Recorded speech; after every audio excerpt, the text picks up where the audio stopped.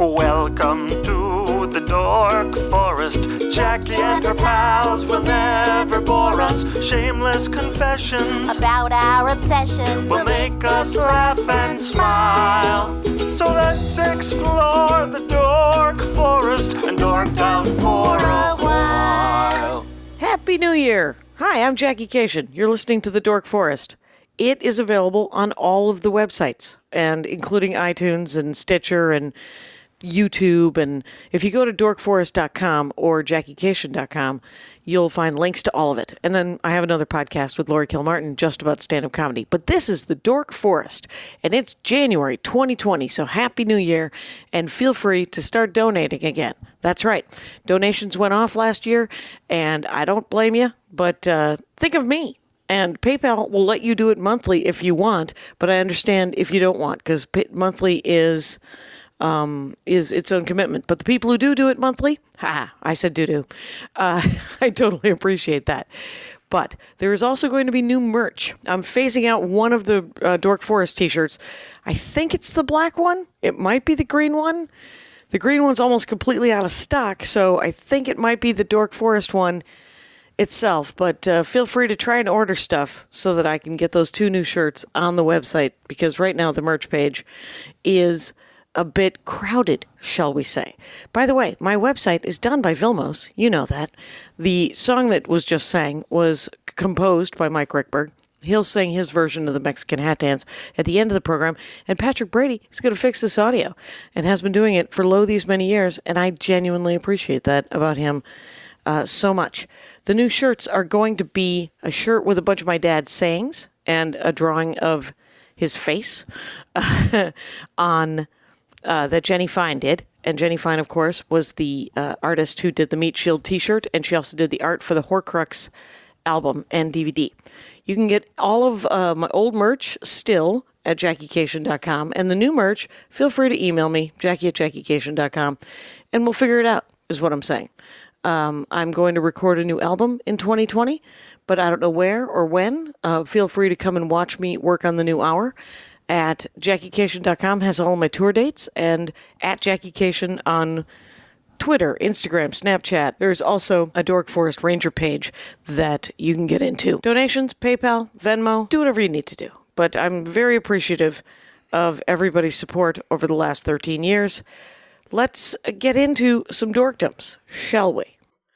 Hey, it's Jackie Cation. I am in my living room. Long time.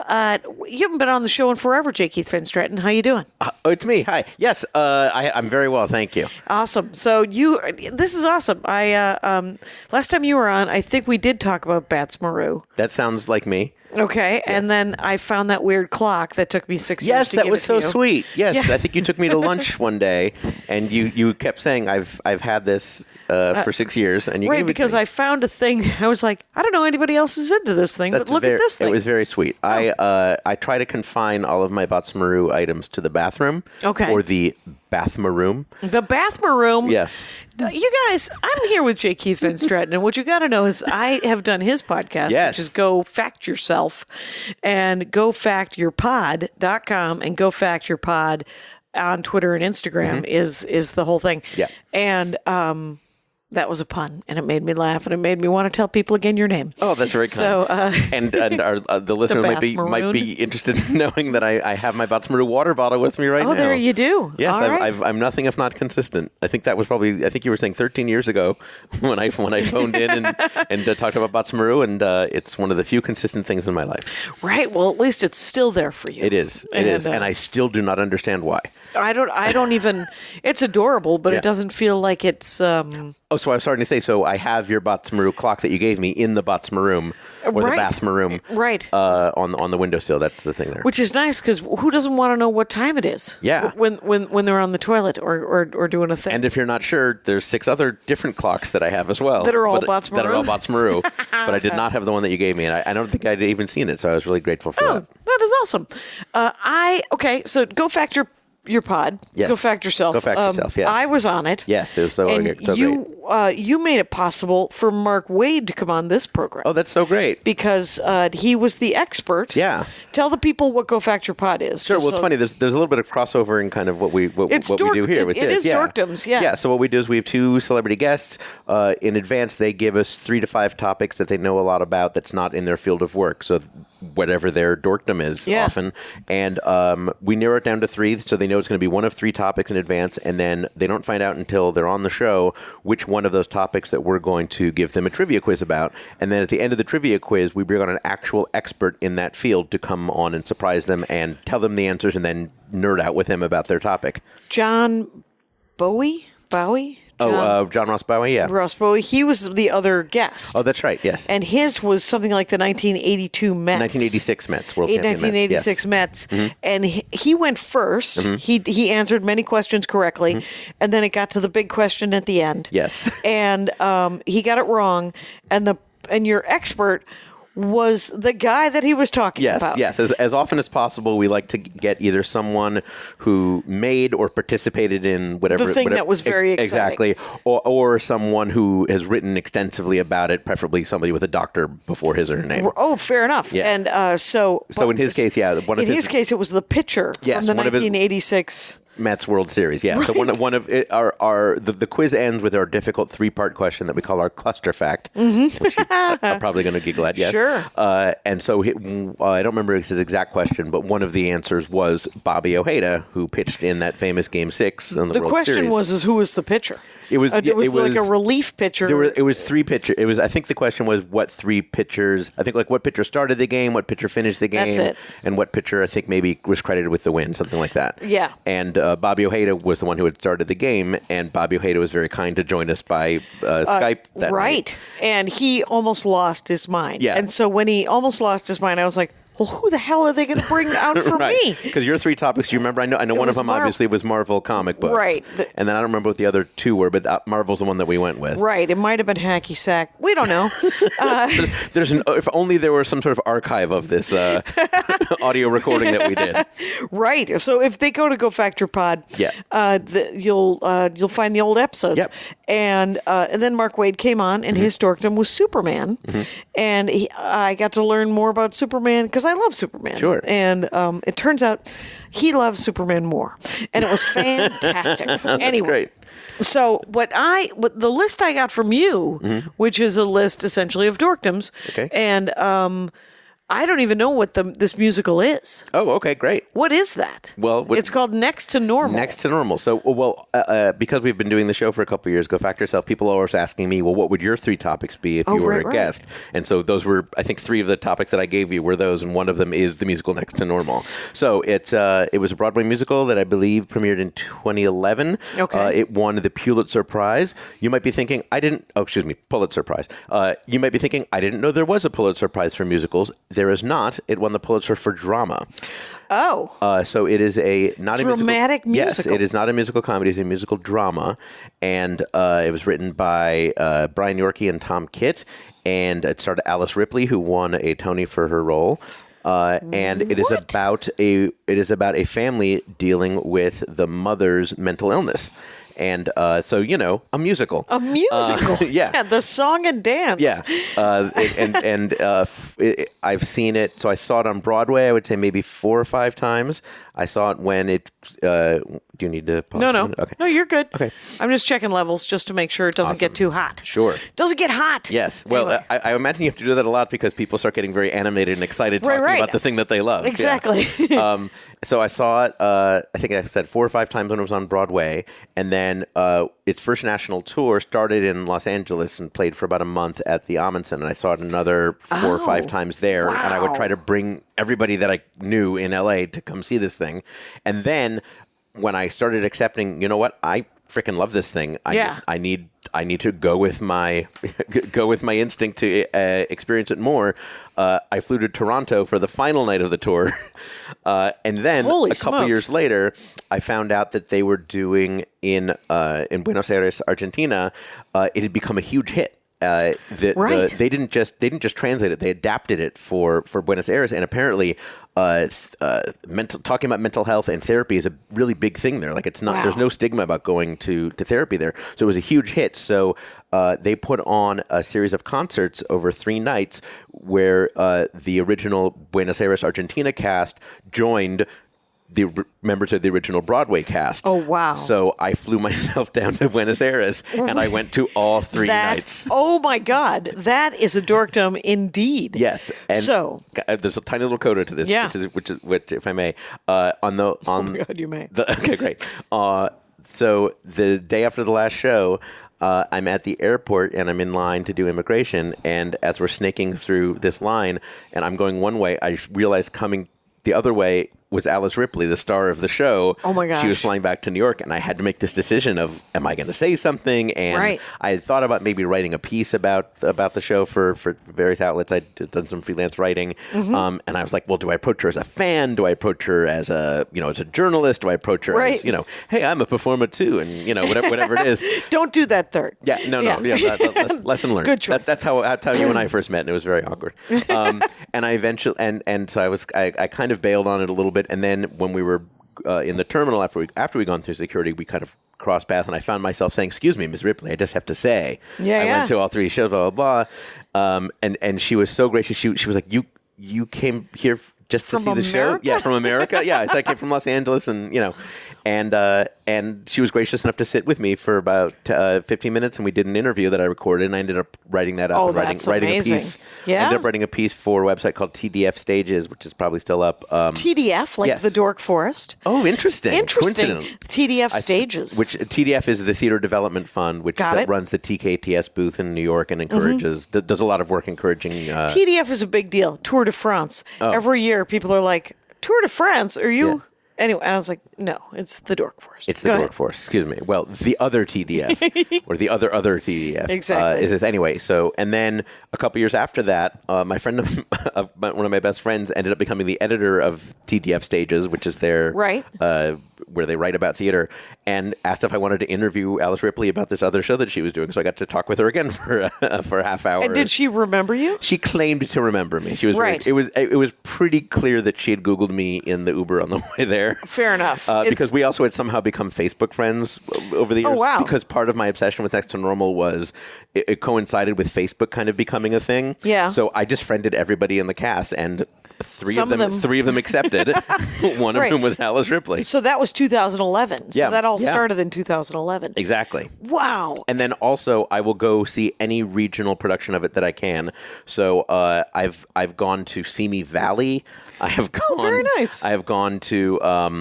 I'm blanking on the name. What's the one that's sort of near Anaheim, and there's a performing arts center? It's sort of near Buena Park. No, I've and it's got kind of a weird name. Not Cerrito. Anyway, I've gone to at least 3 or 4 regional productions in Southern California. Wow. And I'm probably, I guess, in late January, they're doing, I think, a concert version of it in Washington, D.C. that I will probably go to.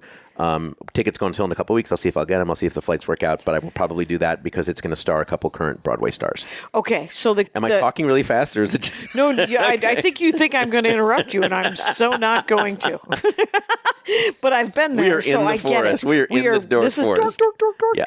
And so what I have to say, though, is here's my first question. The soundtrack. You mean the original cast recording? Right. Which I have in English, Italian, and German. Interesting. And the original cast sings in all 3? No. So the original Broadway cast sings on the Broadway original version. Broadway version. Then the Italian cast made the Italian one, and then there was a German cast that did theirs. That did the German one, yes. And the Argentinian one? Do you have the Buenos Aires? That one I don't. It's funny. I meant to follow up on that because when I was in Buenos Aires, I met a couple journalists and all that, and I asked them. They said they had not made one, so I don't know if they've made one since. It's a good reminder to follow up on that. Okay, and then the other question is, so you have 3 versions of casts from 3 different countries. Correct. Do you also have other versions of? Yeah. Okay. Did you get all the merch? I got some. In retrospect, I wish I had bought more merch. I rarely buy souvenirs at Broadway shows. I wasn't going to ask you about merch, but as soon as you said I do have 2 pretty cool things. I think, again, cool being a very relative term. Right. It's very much so. When it was in L.A., again, this really coincided with my just sort of trying to just accepting this is what I love, and if I can find things to help celebrate, I'm going to do it. So you probably know, living in LA, anytime there's a big show at the Amundsen or any of the Pantages or whatnot, on lampposts, on either side of a lamppost, they'll put up these banners for them that are sort of heavy duty vinyl things that you'll see hundreds of them all over the city. So I started inquiring, what are they going to do with these banners once the show run ends? Mm-hmm. And I was able to track down the guy who had a box of banners in a trailer a couple blocks from the theater, and I bought a pair of the banners, and they're enormous. I mean, they're taller than I am. Are they as tall as like a wall? Are they? Well, I suppose they have to be because they're on I would guess at least 5 feet, feet tall, and maybe 2 feet wide or whatnot. And I hired a handyman to hang them on the ceiling, and I have this long hallway in my apartment, and they've like been tapestries. Up there. Yes. I didn't think of that word, but yes, exactly, like tapestries. Oh my God! So they're hung at the ends. There's poles that sort of go in a pocket on the top and the bottom, and they drape down like tapestries. They are the tapestries of my life. Wow! And that's amazing. Are they the only ones you have so far? They are the only ones I have so far. What's kind of funny about it is most people don't notice it because I have a pretty long hallway and tall ceiling. Ceiling. It's pretty. I wouldn't say vaulted, but it's pretty tall. But also, it's kind of funny because when you look at it, if you don't know what it is, vaulted ceilings belong in mansions, which also another word no one uses. How's your mansion treating you? Well, it's okay. It's I have these vaulted ceilings. Yeah. Anyway, go. But because they were meant to be put in pairs. Left and right, as opposed to where I have them like top and bottom. Oh yeah. It's set instead of like if you'd read it left to right, it would obviously say next to normal. Like right. But now it just says like Ninor and Tumal or something like that. Oh, right, because they create one image kind of when they're sitting when they're side by side, it's one image. But when you have them in a row. I have them in a row, so it also looks a little weird, but I do not mind at all. If you had a giant wall that you could get them framed together, which would have to be what? A 15-foot by 5-foot thing? Something like that, yeah. Just across. I mean, I probably could do it in this long hallway, but you wouldn't be able to read it at all, yeah. Yeah. Also, I didn't want it to dominate the home that much. More spiritually than visually. Right. You're just like, look how cool these are. The other thing I have is I went to a performance when it was on Broadway with the replacement cast, but I think it must have been every year all the Broadway shows make an announcement at the end of the show and raise money for Broadway Cares, Equity Fights AIDS, and so they'll often have the cast or other crew, with buckets at the exits where you can donate stuff. But then they'll also have special signed merchandise and all that. Oh, right. There's a pivotal moment. I won't spoil it, but there's a pivotal moment in the show where there is a music box that gets broken. Okay. And they were selling a piece of the music box autographed by the people who threw the music box that caused it to break. Wow. So they break a music box, I said. Every show they have to break a music box. Okay, so it's sort of like getting a baseball. Because they go through baseball. Yes, no, it doesn't go out into the crowd though. I didn't catch usually. it. Yeah, that would be quite a ricochet. They do break it toward the back of the stage. Yeah, it's probably great. You don't want to put out an eye. Yeah. And I bought that. Okay. So it's been in a box. I keep meaning to find some lucite thing to put it in and put on the wall because God knows you wouldn't want that to age, lose its value. You're going to want to put that in the thing. Yeah. I really thought you were going to pick a T-shirt or maybe a hat, or a program or something. I didn't think it was going to be actual prop. I like something more practical, like a fragment of a wood box that's signed in metallic Sharpie. Yeah. By Jason Donnelly. That is that is fascinating. I have to say that is it ever going to be a movie though? There were rumors at the time that Rob Reiner was circling around to try to make a movie of it. Oh, really? But I've never read anything on the internet since then, and that was just a rumor. Right. I don't know if its moment has I don't know if its moment has passed as far as people being as excited about it as they were then. The few that were. Right. There's a lot of mental health chitter chat. Yeah. And in musicals. It's funny. I've seen a lot of shows since then that I really think owe a debt to it. as far as the themes and the content. I was just in New York last week, and I went to one of the previews of Jagged Little Pill, which is a musical with Alanis Morissette's music. Wow! And the orchestrations and the arrangements were done by Tom Kitt, who did Next to Normal. Oh, okay. So it also won a Tony for its orchestrations. That kind of was his specialty before he started being known as a composer. He did stuff with, anyway, a whole bunch of other shows. He did Shrek the musical, and he did Bring It On and stuff like that. Yeah. So he's been working in musical theater for some time. Exactly. And so it definitely owed a lot to it in terms of the style of the music, because it's going to have an influence because of who the artist is, but also in terms of the themes. Like, it was about a family, and it had a strong leading woman who was dealing with addiction and how the family dealt with it. And Dear Evan Hansen, which is another one of my favorite shows that came a few years after, also has similar kinds of themes. And I think it really kind of opened the door for both that kind of musical style on Broadway, like hard driving pop-ish rock songs. Yeah. But also dealing with darkness and with drama and with surprises. There are a couple as I started to see it more and more, a few of my favorite moments were always my observing when the audience realized there's two or three big twists. Reveals? Yeah, okay. 2 or 3 big twists. And seeing how that happened and how the audience understood it or not. And since then, I'm not claiming they invented the crazy twist, but I've definitely seen one similar to that since then, including in Dear Evan Hansen. Okay, and here's my, before we get into Dear Evan Hansen, Sure. So the name of this thing, by the way, is... Next to Normal. Next to Normal. Mm-hmm. And are there any hits, like One Night in Bangkok? Anything come out? I don't think... I mean, it definitely had hits in terms of Broadway and in terms of, like, I'm sure there's been a million women who've auditioned with I Miss the Mountains and... I Miss the Mountains. Yeah, that was the big sort of church song. Out of it.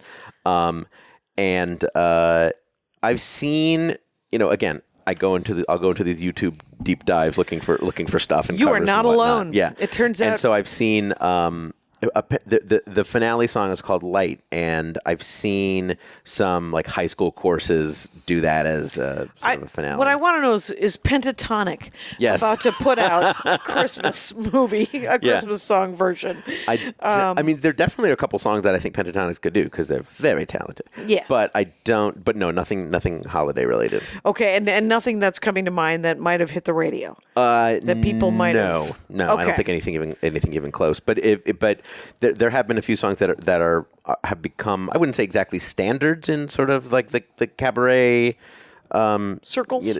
Circles, but definitely stuff that you've seen covered. But talking about the YouTube thing, I think one of the coolest things for me is I'm definitely one of my biggest pet peeves is someone using their phone during a show, especially on Broadway. Oh wow! It drives me in the audience? It drives me freaking bananas. Someone taking they don't have pictures those or using Yonder the text. things yet. It's funny. I went to 5 shows last week in New York, and only one show had the Yonder thing. You went to 5 shows last week? You might be a theater dork, J Keith van Straaten. Maybe I should have been more broad. I do. What did you see last week? Okay, I was in New York for Thanksgiving week. Sure. Your sister's there, right? My sister is there. Yes, nice. And some cousins and some good friends, some family. So let's see. Monday night we saw Freestyle Love Supreme. That's the Lin-Manuel Miranda was involved with that way before Hamilton. Oh, okay. It's hip hop improv games. Like that. He was not in this show, but he's involved in that. Sure. Tuesday night saw there's a new musical version of Moulin Rouge. Oh wow. That I saw. Wednesday afternoon. We saw one of my other topics. I think I don't know if you have it on your list. Was Darren Brown, who's a British mentalist, magician, mind reader that I've been obsessed with for over a decade. Okay, we can do a deep dive on him as well. Yeah, what was that show like? It was my 3rd time seeing it. Oh,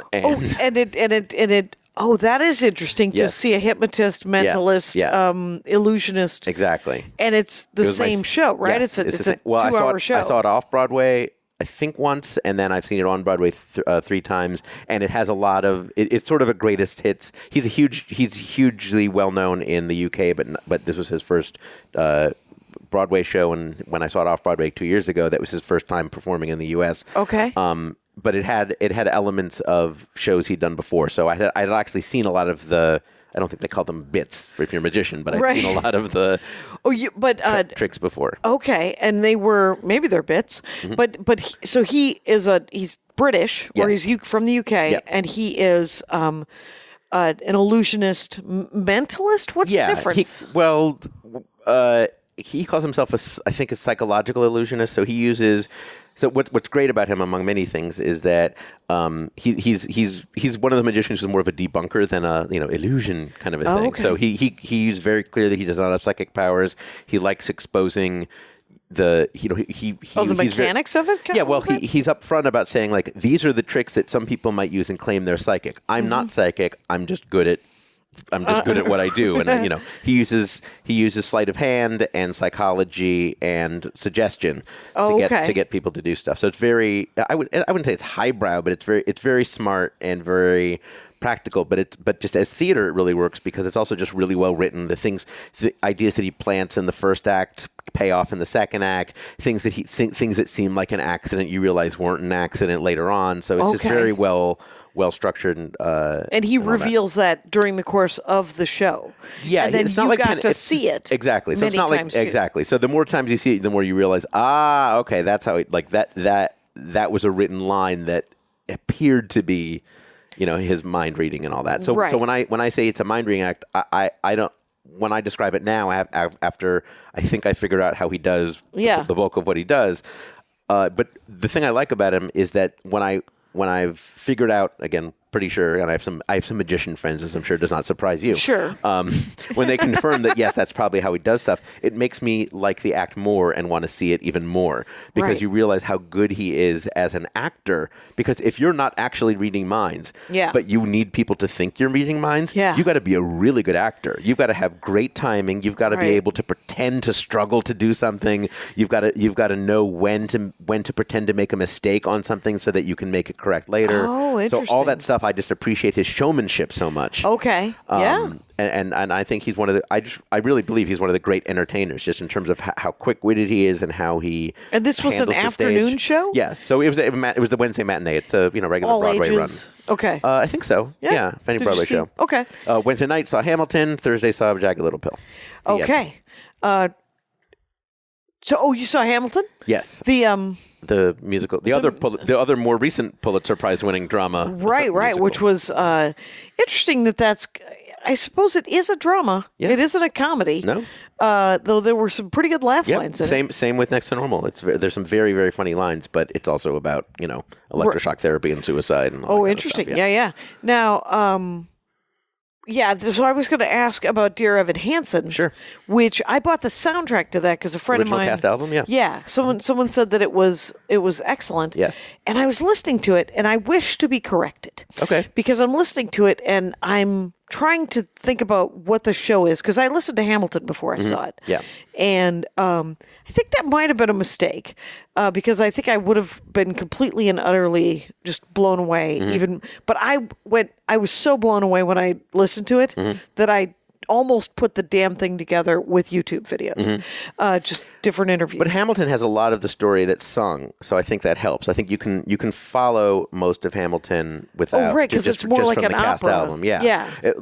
I was with some friends who had not seen it, and we had a long road trip, and we played all of the cast album of Hamilton, and there were maybe only 2 or 3 times where I had to say, "Oh, what you don't know is this is," and it was really mainly more about the staging, like this is happening at the same time as this thing and all that. And whereas Evan Hansen, the wedding and the rewind would have to be the only one that would have to be explained to some extent. And and some of sort of the slow motion bullet and that kind of stuff that's more visual. But that's really easy to follow because there's so much that's narrated. I mean, a lot. Aaron Burr pretty much is the narrator of the show, and a lot of what he's doing is narration as he's in these songs. And it's pretty linear. Yeah, so it's exactly. And it's great. But Dear Evan Hansen, it's funny because I usually don't listen to the cast album before I'll see a show, but for some reason that one just kind of attracted me, and so I was listening to it, and it was. You can figure out a couple things. But like for instance, Waving Through a Window, which is the hit song from the show, I didn't realize until I saw clips of it was actually about connecting to people through our devices. That the window that the window had to do that with the screen on your phone and your computer and all that. Well, yeah, I had no idea that's what because I haven't seen it. That's my interpretation. Which right. Is, let's face it, probably correct. Probably.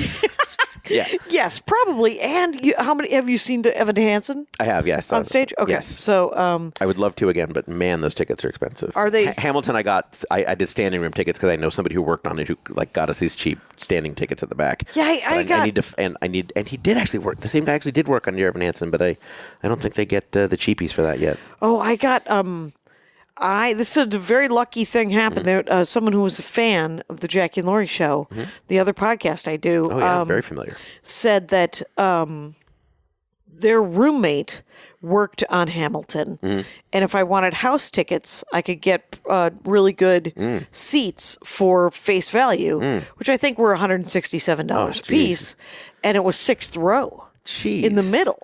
And I was like, it was an entirely different experience than the season tickets for the Pantages. I got to upgrade the friend I know on that show. I don't even know.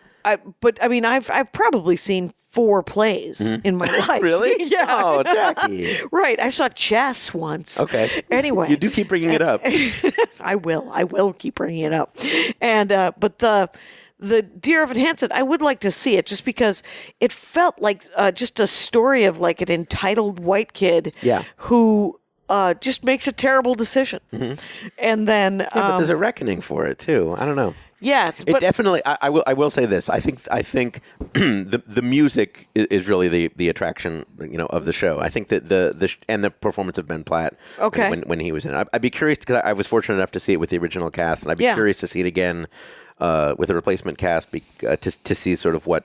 How important the changes that was, what and holds stuff. up. Yeah, absolutely. Right, because I never saw. I had friends who saw Hamilton at the Public, and then again on Broadway, and I never saw. And I never saw with the original cast. I saw the L.A. cast, and then I saw the New York cast about a year and a half ago. So, and weirdly enough, the New York cast. Not that the L.A. cast wasn't wonderful, but the New York cast was kind of better. Yeah, well, that's their A team. I mean, is it because you would think that people would want to play in Los Angeles to get in front of casting people for television. But I think it's a different world. I think theater is a kind of a different world where they're like, no, you want to play New York, right? That's the cool thing. So, yeah, you think? Okay.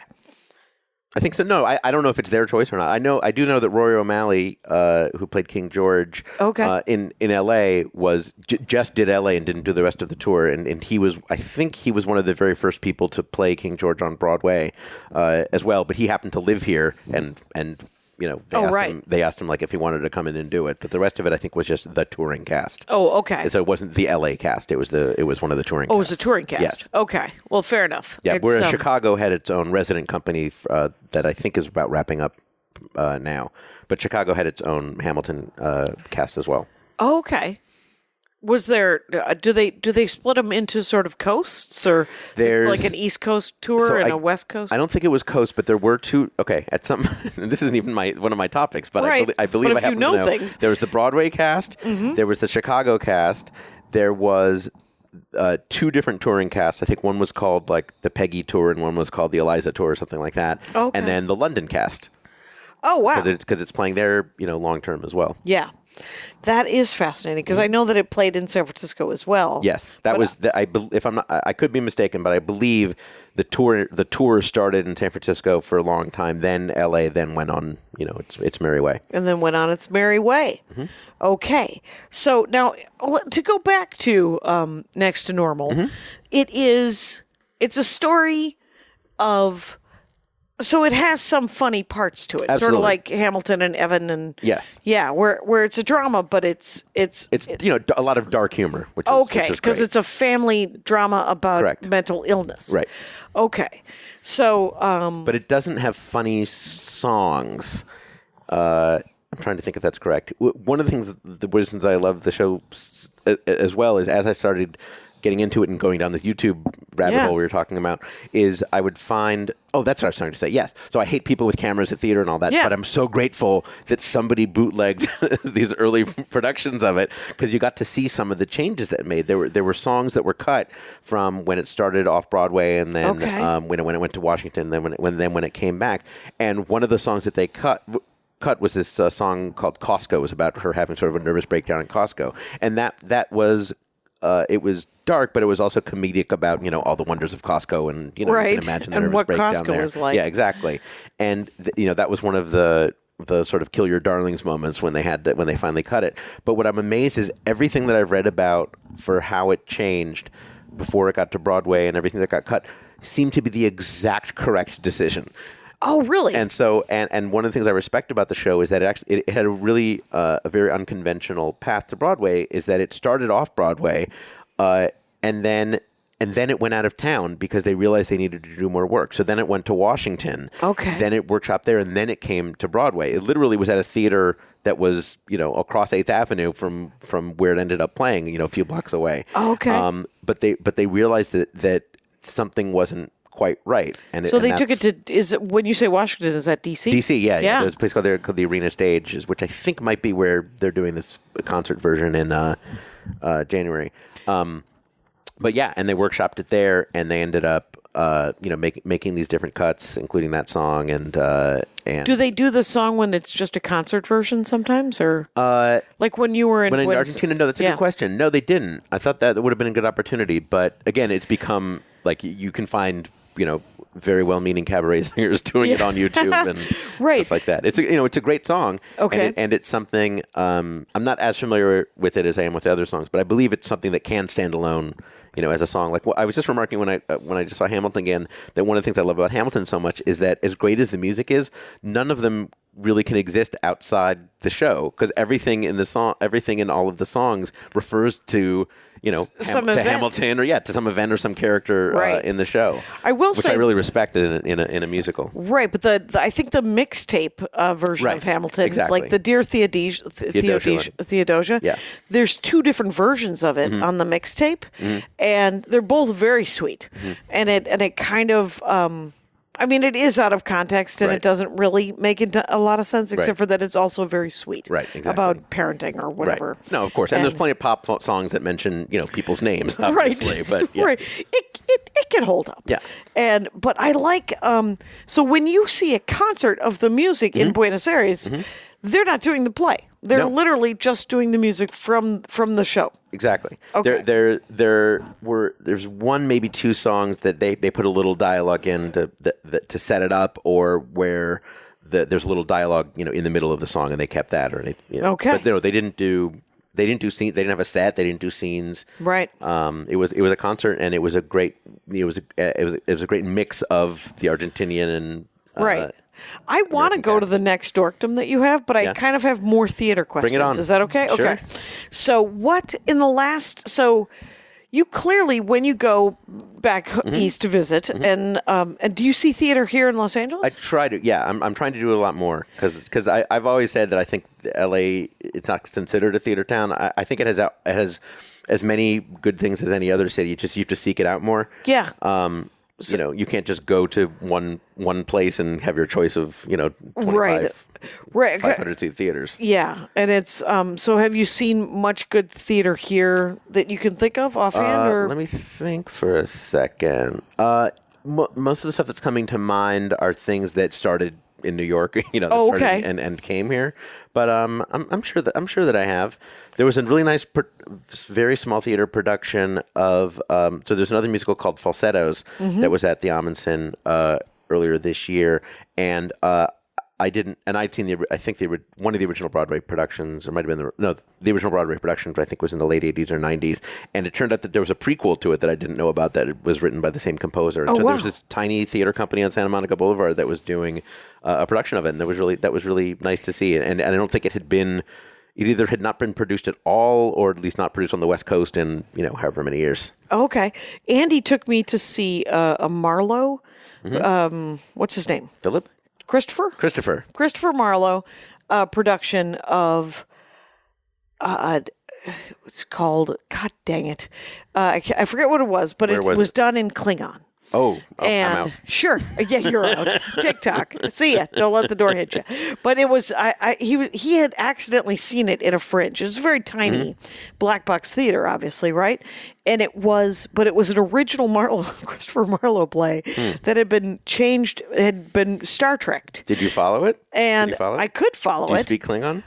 They only sang a little bit in Klingon. It was mostly in English. Okay. Which I appreciated. But it was incredibly, they did these weird, the stage production of it was so fascinating in the way that there were battles and there were also space battles. And they did these space battles with this tiny theater with these wonderful props of spaceships and then people dressed entirely in black just to move them around. And the choreography was gorgeous, quite honestly, in this tiny theater. And it was Wait, unique. so one of the 4 plays that you've seen was a Klingon musical version of a Marlowe story. You might, I think And you're right. The other one was chess. Right, it was chess. So half of your theater-going experience Almost. can be broken down. I don't know if it was 4. Okay. Because we did, to see Hamilton at the... Oh, okay. That's a third. That makes up for a lot. We had to go to, we had to get season tickets wherever it played over in Hollywood. The Pantages, yeah. The Pantages. And so we went to several of those. I missed a couple of them because I was on the road. He brought friends. But I was accidentally here for The Bodyguard, the musical version of The Bodyguard. See, you can't...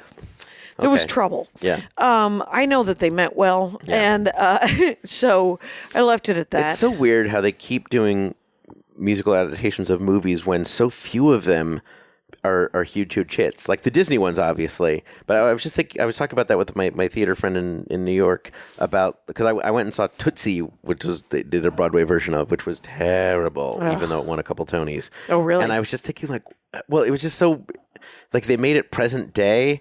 And it's which is doesn't really. Yeah, which is even more problematic. I don't know if you've seen it recently. Yeah. The movie. Yeah, I have not. But I remember loving it. But it probably doesn't hold up as parts well. of it don't. Yeah.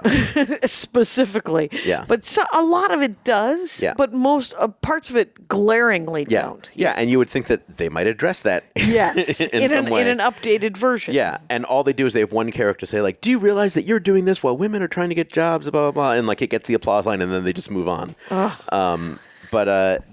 Because with The Bodyguard and Groundhog Day was right. How was that? I did not see that. I did listen to the cast album and I did not like it at all. But that was an enormous hit in London. Right. And they brought it to New York with I think the same director and the same lead and completely bombed. Okay. Because it was supposed to be wonderful. I heard that it was super fun, and people were like, did you hear that from your British friends?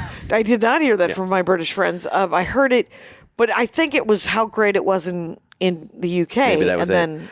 The weird thing, though, speaking of movie musicals, the lead in that, guy named Andy Carl, so he was the lead in the musical version of Groundhog Day. He was in the musical version of Rocky. He was in the musical version of Pretty Woman. Oh, wow. He was in the musical there was 2 others.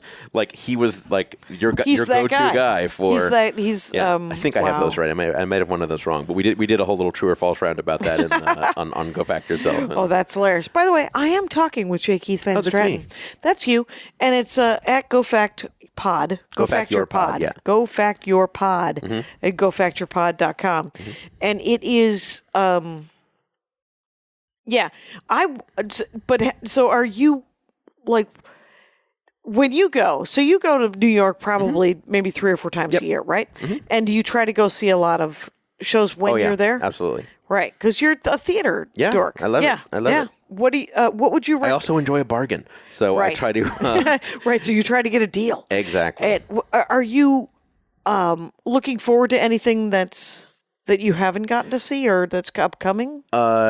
haven't gotten to see Slave Play, which I hear great things about. That's What is a play that? I don't know and I don't want to know. Okay. It's supposed to be shocking and uncomfortable and involves race and stuff, and I'm dying to see that. So I didn't get to see that this time. Okay.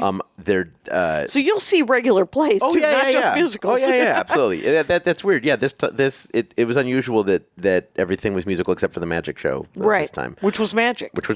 Yeah. And then Freestyle Love Supreme. It's not a musical, but has music in it. Yeah. Obviously. The Music Man is going to be coming to Broadway with Hugh Jackman. Really? And Hugh Jackman? Hugh Jackman, and I think it's Kelly O'Hara. And who's a big Broadway big Broadway star. So I'm looking forward to seeing that. And I'm trying to think what I missed that I didn't. Is there get to anybody? see. Wasn't Carol Channing still doing stuff? Into her 90s, I think. Yeah, I think that there was there's people who've been doing theater for. And if they don't do theater, they'll do a cabaret show. I went and saw Kitty Carlisle in really? New York, and she must have been 95. And they prop her up on a stool, and she's kind of just leaning forward on this lectern, and she has her entire act just printed out on these laminated cards in a binder, and she just goes through and reads it, and then every once in a while sings a song. Okay. And it was delightful because it was freaking Kitty Carlisle. Because it was Kitty Carlisle, and we all win. Yeah. When you get to see. I once saw, this is a theater thing. Mm-hmm. I went to what is now the Gary Marshall Theater, but when he was alive, it was called something else. The Falcon. Mm-hmm. And I saw... Happy Days the musical. Quincy is a doctor? No, he's not a doctor. He's more of a policeman who cuts people up. He's a medical examiner. Right. Klugman. Jack Klugman. I saw the one-man show of Jack Klugman. Oh, how was that? And it was fascinating. Okay. He did 2 hours, or he did 2 45-minute spots. The first one, he was very dapper, dressed up, and he spoke of... he just sort of talked about old Hollywood and had old Hollywood stories. We went a little intermission. We come back. I think he took his teeth out. And he's wearing a sweater and some sweatpants. And he's just like, I'm going to tell you about retirement. And then we got to hear about his sort of retirement life. That's very cute. I don't think he took his teeth out, but it felt like he had. But it was actually fascinating. And, you're just like, oh, it's Jack Klugman. Yeah. So I win. That's and that was a theater moment, I guess. And I'll say, but I love I love the Music Man, and I would love to see. I just downloaded and have it on my phone so I can throw it to any Chromecast I happen to be around. Victor Victoria, which is just a very soothing, very funny. Movie that I enjoy. I've not seen that since it came out, but they did a Broadway version of that as well. Oh, did they? Mm-hmm. It's I would actually like to see the history of that because there's I don't know anyone's name offhand. Everything is a sieve. Blake Edwards. No. Julie Andrews. The other one, Rockford. James Garner. James Garner. So, so when Rockford is in the back, from what I prefer to think of him as Murphy from Murphy's Romance. Oh, do you? a movie that I've seen about 25 times just because it was always on whatever. When it barely pay cable we had. Oh yeah, deep cable. There was a couple of years when they played the same 13. Featuring a young Corey Haim. Did you ever see Beastmaster? Not my style. All of the comedians in the 80s and 90s would always talk about Beastmaster on cable, and I never had cable. There was a short-lived time when I had cable. I think it was the first 3 years I lived here. Mm-hmm. In this house, we had digital, some sort of... Mm-hmm. I think we had dish. We had some sort of dish because it's still on the roof, and they wouldn't. They take just it. abandoned it. Yeah, they don't take it. You're like, we're canceling this. We're like, well, we're gonna leave. We're gonna leave that. You throw that out for us. And I'm like, okay. But the thing I want to see more theater. So what should I see? I should see The Music Man. I should see. Well, I mean, are you going to New York anytime soon? Or you're just looking for general shows to see while you're around? Well, I was hoping to go in February. Yeah. End of February. I mean, I would if you haven't seen Dear Evan Hansen and you liked some of the music, I would definitely recommend that. I'm trying to think. I don't know what's long running that. I mean, you've already seen Hamilton, so that's a leg up. Right. I'm not sure what else will be playing then. But also, people have different tastes. I go to, a lot of times I go to a show with my theater friend there who's a theater writer. And, we're great friends and yet often strenuously disagree about the quality of something. whatever you've dragged each other to? No, usually it's her dragging me, but it's a free ticket. Usually I'm her +1 to something. So it's hard to complain. And yet I find a way. How do you do it, Keith? How do you do it? Volume. It's just all the commitment. Yeah. So, okay, well, here... I got plenty of time. We've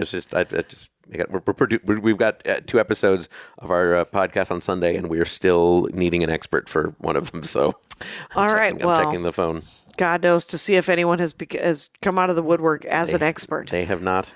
They have not. Huey Lewis passed. That was the last message that I got. Oh, Huey Lewis is out. So. Huey Lewis, I used to ask you, how do you get these people to even respond to find out that they're passing? And you're like, well, you just ask them. Yeah. And I was like, no, I know there's more to it, but I don't have it in me to corner you. What I didn't know was how I did it before Google. Because I've been booking celebrities to do my free shows for 1,000 years, and this is and these were shows like it's one thing to show up for a small audience like we sometimes have. It's one thing to show up for a small audience that we once in a while have for Go Fact Yourself, just knowing that, thousands of people are going to listen to it later on a podcast. But when I was doing these shows just for a live theater audience, that was it. That was the whole plan. Yeah, so we got all these amazing celebrities to show up in a 99-seat theater for free. Was that Mort before Saul? The internet? We had Mort Saul. No, Mort Saul was the one we never got. We had Shelley Berman, maybe you're thinking of. Might have been Shelley Berman. Who I did your show, and it was like a Shelley Berman, Mort Saul kind of era comic. Okay. And I genuinely think that they believed they were on television. Oh. And because he was old. Yeah. He was pretty old, and he... it definitely is confusing to some people. Right. And plus you were also mugging. Yeah. Like you would mug with a book and play towards... like a fake camera. Oh, that was when with the talk show. When I did I started before I did this show. I first started by doing a live talk show with celebrities and comedians and musicians, and I'm sure I had you on a couple times as well. Yep. And then I did a live stage version of What's My Line, which is the old TV game show, and I think we had you on the panel once for that as well. Right. And then I did a dating show called The Fix Up Show, and now this. Yeah, you've had me. I will come in front of a 99-person theater at any time. We're always happy to have you. Always happy to. But on the talk show, that was part of one of the running jokes that we had, is that we knew we were in a 99-seat theater, but it was definitely a TV format. So every once in a while, if someone had to book to plug, I would go, okay, can we get that? Is it camera 1, camera 2, 1, 2, that kind of thing. So So I think you did. I wonder who you were. I wonder what older person you were on with, because we tried to be very, very clear to anyone who's doing the show. Try not to live any sort of a lie. Yeah, this is not on. We don't want anyone to show up and feel betrayed or anything. Yeah. And when we were doing What's My Line one night, for some reason, we got Larry King to come and be our mystery guest, and he came in. Jim Newman, my longtime collaborator on most of these shows, told me the story that he came in backstage and was like, "Where are the cameras?" And was not joking. Was not kidding. And like he said, like, did he leave? He had the feeling that he was like one synapse away from just turning around and getting back in his limo and going. But fortunately, we had Jane Meadows, Jane Meadows, who was Steve Allen's widower. Oh, okay. Widow. Was on the panel, and Larry King was and Rip Taylor also, who just passed. And so I think he recognized exactly. Like if they're going to show up, I can wait another 15 minutes to go and surprise my friends and all that. So that was pretty great. Yeah. I just went to Rip Taylor's memorial a couple weeks ago, right before I went to New York. Oh. It was I couldn't stay there that long because we had shows that night, but it was really man, what a career. Right. If I could remember any of it, that'd be great. So my problem with, I just recorded that episode yesterday about Mariah Carey. Oh, yeah? And you would think I am exactly the correct age to give a shit about Mariah Carey. And I sadly do not. Yeah. But I love the idea that someone else does. Yeah. And so we dorked about that for a good hour. You know what? There's too many things. Like, there's too much to know. There's too many things. And so, like, and the 9 things that I like are, I guess, the 9 things that I like. And then I like to hear about other things that other people like. So there is a Broadway musical called Title of Show It's a longer story to explain, but I'd be happy to. Please. But well, I originally saw it off Broadway. It was actually very inspiring. It kind of inspired me to move to New York when I did for a few years and to what year was do that? Some other shows. That would have been 2006. Okay. And I saw it off Broadway, and it's a show starring the people who wrote the show about them writing this show. And that is gutsy stuff. It's great. It's so great. So they call each other the real names, and then in the process of developing the show, they bring in a couple friends to try out the music, and then they play themselves and they do song. It's incredibly clever, and it ended up going to Broadway. Which was kind of ironic because most of the show was about wouldn't it be amazing if we ever did this show on Broadway? And here's what we would do differently. And we'd have a jeweled chair, all this kind of stuff. And a million inside jokes for music theater fans that I probably got about 10% of. Right. And you would have thought you would have got even more. No, I've I do well for a straight guy, but I'm, Right. It's not enough. There's a lot of Broadway history. And there's a lot to know, I suppose. Yeah, exactly. Yeah. But one of the songs that they do is called 9 People's Favorite Thing, and the line is, "I'd rather be 9 people's favorite thing than 100 people's 9th favorite thing." Oh, wow. That kind of sums up the door. Well, it's kind of funny that you said 9 things. 9 things. That's the exact number. Yeah, it is true, and I would love to see that because that's really cute. Sometimes things that are super meta are annoying, but that feels like it's so self-aware. Yeah, and I would get even 1 or 2% of the jokes, and but I would just be so pleased. Yeah, to their credit, a lot of the jokes are slipped in, and there's one song that's just.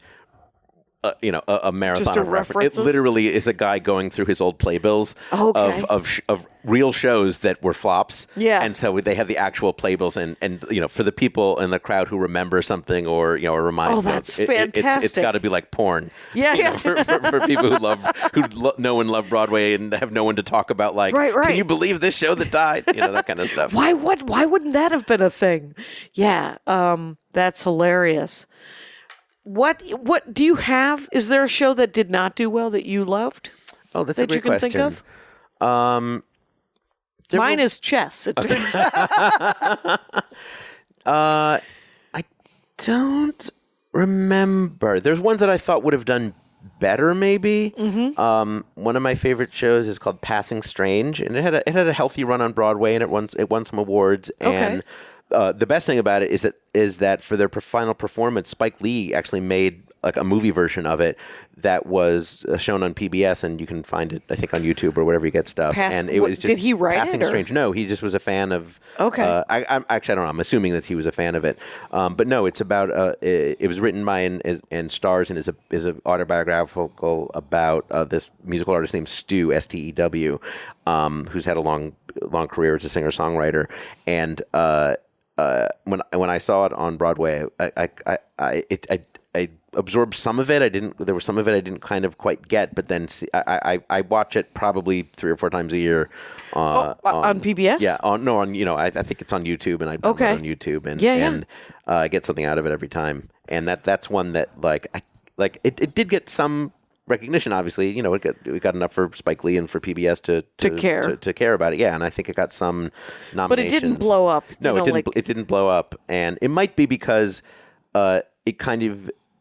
Although there have been productions since that didn't have the guy in it, I think it's hard to imagine how they would have pulled it off because it's so personal, autobiographical, and so much of its power comes from him as the real guy confronting the character that someone is playing of him, this younger version, and him, telling his younger self how things are, and then being argued against and all that kind of stuff. And I'm pretty certain that would be hard to have that same impact with a substitute. Oh yeah, I bet. But I was surprised because for how good the music and how energetic and how original and how personal and how artistic yet still fun and funky and weird it was. I was surprised that didn't get a bigger following. Well, that's interesting. That makes me kind of wanna see it. Mm-hmm. It's what is this? It's just autobiographical. Yeah, about it's about how Stu. Yeah, so it is. So he's African American and he grew up in L.A. and it's about his experience being a lot of time being the black guy. Like there's a whole song called "The Black One." Oh, right. And about him discovering himself as an artist, but only when he went to Europe, and about how what it's like to be a black man in Europe versus his own home. Right. And then dealing with his mom. So there's a family angle. Yeah, there's a family angle. There's him discovering. It's coming of age in a lot of ways, but it's coming of age in terms of how he sees himself with his art and with his mom and with being with women, and but also just the music is just really good, and it's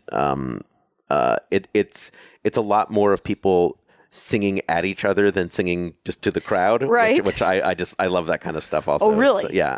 I like it a lot more where the songs really serve. I mean, as is more the traditional American musical style, like the songs serve the character, and right. They're actually explaining something. To exactly. each other. Yeah. I mean, the traditional sort of the hallmarks of good quality American musical theater is that the character ends up somewhere after the song that they weren't right beforehand, and that also this idea that what I have to express cannot just be in words, that I have to use this music to express this thing. Yeah. Which I understand is a big adjustment for a lot of people, Right. Some people, I mean, that's literally the thing that they hate. Yeah, exactly. Right. But I remember as a kid being sort of introduced to musicals, and my stepmother saying that one of the things when she was a child was how disappointed that people did not communicate with music more often. We can try it. She was just like, I think she would come out of like musicals and she's like, I need us to break into song. Yeah. I need us to dance. That's adorable. I want there to be this is how we communicate. Yeah. I actually have recently realized that my stepmother, one of her favorite movies was The Sound of Music, which means that me and my siblings must have been the greatest disappointment to her because she took over because like you're Maria. Nazis? No. Well, because we were not just troubled, children looking for love. Yeah. We were feral. So it was hard. There was no She thought she could tame you, right? Domesticate you. Exactly, and she did a pretty damn good job. But I think that she was hoping for something in the hour and a half turnaround time. So she was slightly out of luck. I've got my 11 o'clock number ready to go. Exactly. I was hoping that we would all bike together. Everyone get a bike, and because she sang a great deal, and it was. Sometimes when I see a play, plays are so different than seeing a movie, and it feels much more real to some extent, especially when they're well done. Yeah, you're like, oh my God. And then especially if someone is murdered. Yeah. Or if there's... I thought you were going to say especially if they're crying or if they're singing, but no, murdered. Murdered or if they're crying. Yeah. You're just like, I am... Because even seeing it on television, I am made uncomfortable by tension. So, which, by the way, is the definition of art. Yeah. There's a great deal of tension. Yeah. Well, I go to theater to feel something, and that's I've learned to kind of trust hey, if I need to feel something again, or if I'm attracted to the idea of going to feel something, to be able to let myself have that deep dive into the YouTube clips, or to go see something over and over. Okay. But that was that when people ask me sometimes what do you love so much about Next to Normal, I can there's things I can say about I relate to this character or this plot line, or I like the songs and all that's true, but at the end of the day, as they say in the business, it really is just that it makes me feel something. And so, a lot of times when I would go to see it with people, or when I would post on Facebook inviting people, I was like, who wants to sit next to me and watch me cry? Well, yeah, and fair enough, though. I mean, because sometimes it's almost impossible just to cry about real life. And so if you can go see a piece of art or a piece of work that'll make you have... I read some quickly written romance novels that'll have me just sobbing. Oh, that's that was one of your other topics. I remember that you reminded me. Oh, that was what it was. I think it was romance novels. Yes, romance novels. And so I will read. Romance writers have to make a living.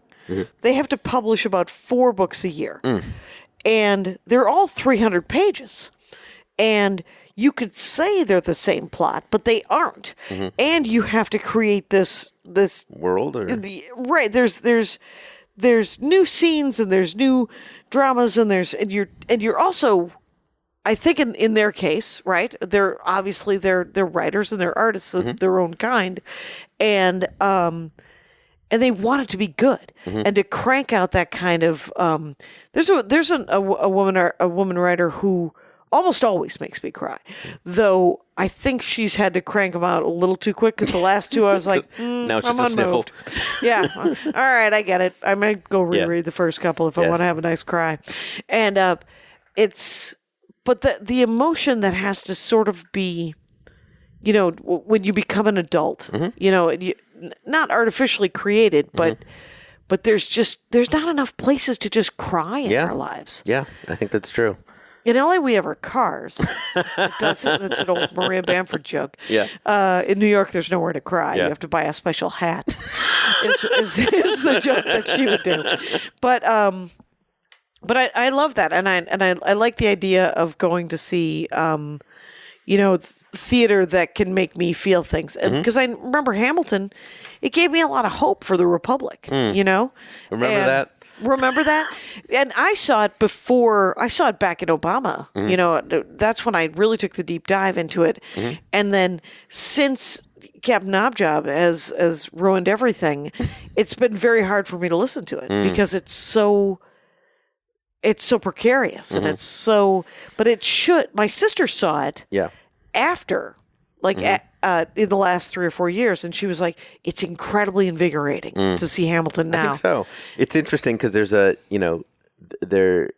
it's always interesting when art and the current culture, even though when something is locked in, as a musical is, yet it can become resonant because of current events. So it's always interesting in Hamilton to see the reaction to the line "Immigrants, we get the job done." Yeah. And I remember, the first time I saw it was like, they had a nice message. And then after what's his name, was elected, like it would get an applause break. The cheering. People needed that articulated. Yes. That was a catharsis. Yes. And you're like, you need to be reminded of how great this can be. And it's interesting also in Darren Brown's show, there's a line that I'm pretty sure is meant to, it's meant in this way, but it's about how,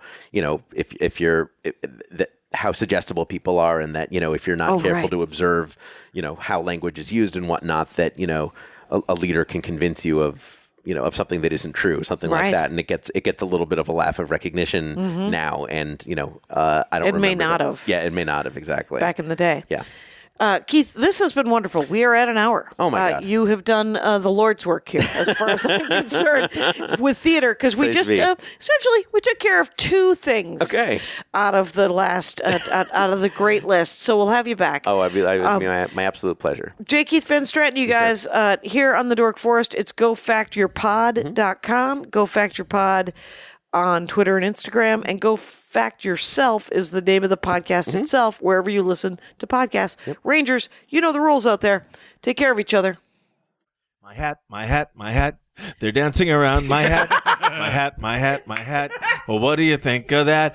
If it looks like a Mexican hat dance and it sounds like a Mexican hat dance, it's most likely a Mexican hat dance. So take off your hat and let's dance. Yay! Oh my God. Why don't we just call that as the end of the show?